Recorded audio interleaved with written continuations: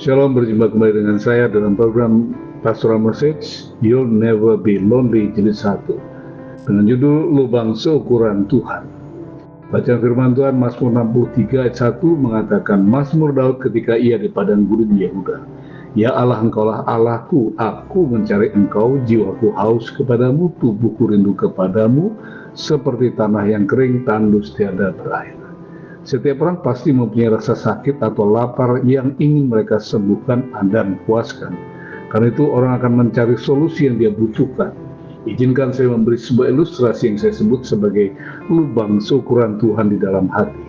Hal ini benar adanya, kita semua diciptakan menurut rupa gambar Allah. Dan kita diciptakan untuk memiliki hubungan dengan pencipta itu. Itu sebabnya ketika dosa memisahkan kita dari Tuhan, kekosongan batin atau hati itu menyebabkan hilangnya atau lenyapnya kehadiran Tuhan dalam diri kita.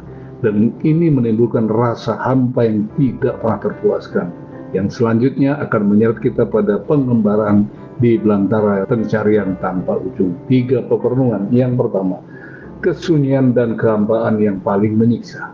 Kita semua telah berdosa dan kehilangan kemuliaan Allah. Roma 3:23. Kita menjadi sombong, kita tidak berlaku seperti Daud yang mencari Tuhan.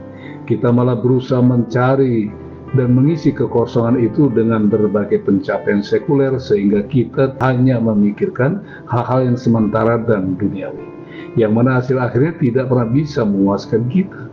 Beberapa hal yang kita kejar, meski kita tahu itu lebih berbahaya daripada yang lain, dan tidak tahu ada satupun yang bisa memberikan manfaat bagi kita, namun kita tetap memperjuangkannya dan ternyata hasilnya adalah kefanaan yang sia-sia.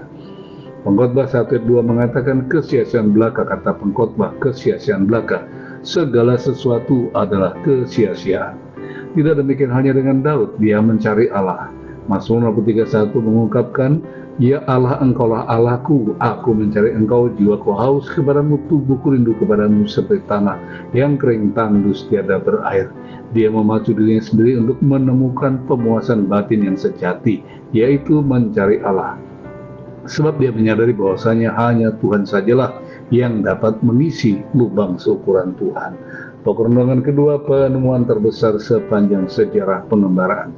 Mazmur 63:2 dan ayat 3 mengatakan, demikianlah aku memandang kepadamu di tempat kudus sambil melihat kekuatanmu dan kemuliaanmu. Sebab kasih setiamu lebih baik daripada hidup, bibirku akan memegahkan engkau. Rasa haus yang dibiarkan tanpa solusi dalam waktu singkat akan mendatangkan bencana yang paling fatal, yaitu kematian. Tidak ada penderitaan yang lebih hebat selain daripada kehilangan hadirat dan persekutuan dengan Tuhan. Walau hanya dapat memandang dari kejauhan, namun di balik jarak yang memisahkan, ada Tuhan yang tidak tampak mata. Dia adalah Tuhan yang senantiasa menghadirkan dirinya sehingga para musafir dapat merasakan kasih. Di tengah pengembaraan yang melelahkan, musafir yang lapar dan dahaga ditemui oleh Allah yang rela menghadirkan dirinya serta menyediakan kebutuhan mereka. Yesaya 65:1 mengatakan, aku telah berkenan memberi petunjuk kepada orang yang tidak merayakan aku. Aku telah berkenan ditemui oleh orang yang tidak mencari aku. Aku telah berkata, ini aku kepada bangsa yang tidak memanggil namaku. Tidak ada momen yang lebih indah selain daripada saat bertemu dengan Sang Pemberi hidup. Renungan yang ketiga dan terakhir, tidak ada alasan untuk merasa ditolak atau ditinggalkan.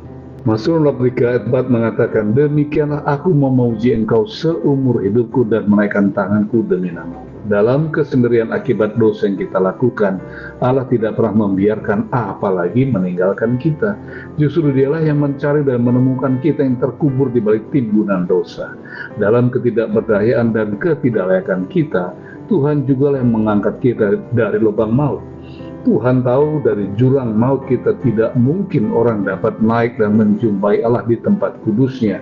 Yesaya 38 ayat 18 mengatakan, sebab dunia orang mati tidak dapat mengucap syukur kepadamu, dan maut tidak dapat memuji-muji engkau.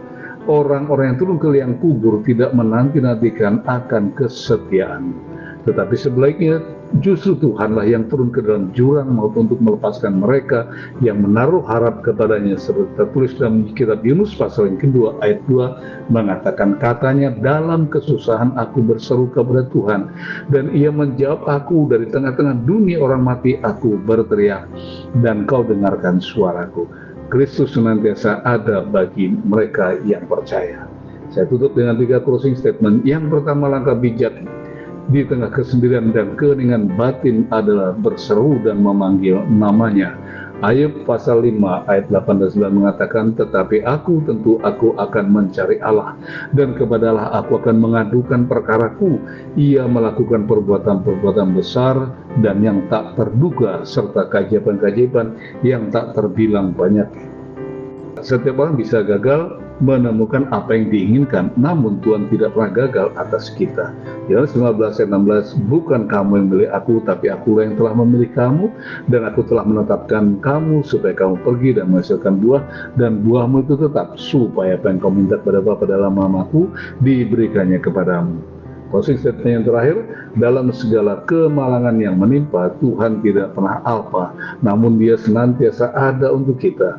Dari Yesaya 63:9, dalam segala kesesakan mereka, bukan seorang duta atau utusan, melainkan Ia sendirilah yang telah menyelamatkan mereka. Dialah yang menebus mereka dari dalam kasih-Nya, dan belas kasihan-Nya Ia mengangkat dan menggendong mereka selama zaman dahulu kala. Tuhan Yesus memberkati.